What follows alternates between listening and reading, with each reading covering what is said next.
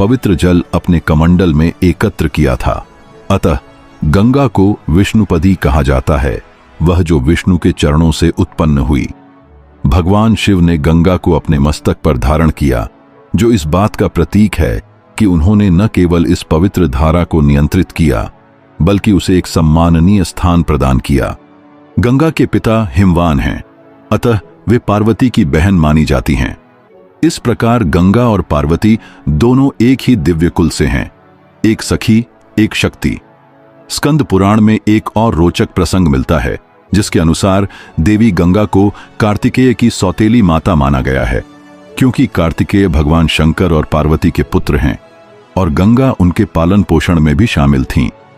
साथ ही यह भी कहा गया है कि जब पार्वती ने अपने शरीर के उबटन से गणेश की मूर्ति बनाई तो वह निर्जीव थी, परंतु जब उस मूर्ति को गंगा जल में डुबोया गया तब उसमें प्राण आ गए और गणेश जीवित हो उठे। इसी कारण से गणेश को द्विमात्र यानी दो माताओं वाला कहा जाता है, पार्वती और गंगा। गंगा की यह मातृत्व भूमिका उन्हें गंगेय, गंगा का पुत्र की संज्ञा भी दिलाती है। इस प्रकार गंगा की कथा किसी एक घटना या एक चरित्र की नहीं, बल्कि पूरे त्रिदेवों की चेतना, शिव की शरण, विष्णु की कृपा, ब्रह्मा की रचना और भगीरथ की भक्ति का अद्वितीय समन्वय है, जो इस नदी को केवल भौतिक जलधारा नहीं, बल्कि ब्रह्मांडीय चेतना की अविरल धारा बनाती है।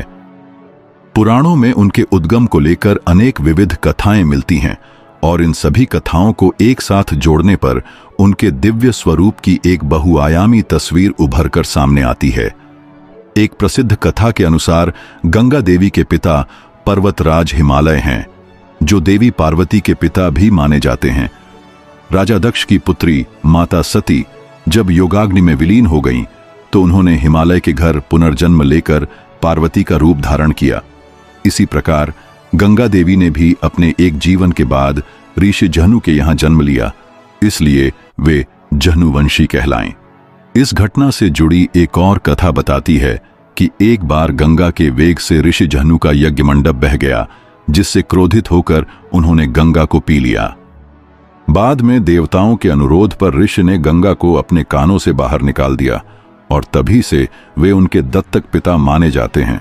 इस कथा में गंगा के